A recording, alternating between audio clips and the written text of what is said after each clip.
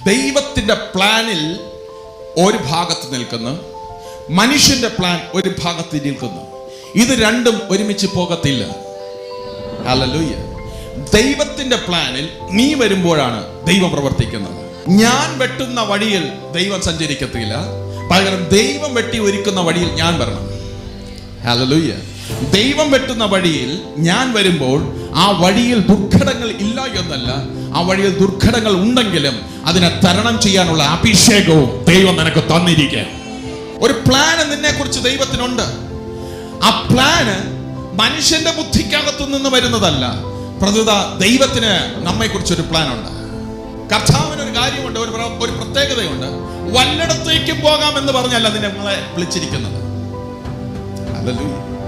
Come on സ്തോത്രം. വല്ലയിടത്തേക്കും പോകാമെന്നല്ല, പോകുന്നതിന് ഒരു ലക്ഷ്യസ്ഥാനമുണ്ട്, ഒരു ലക്ഷ്യസ്ഥലമുണ്ട്.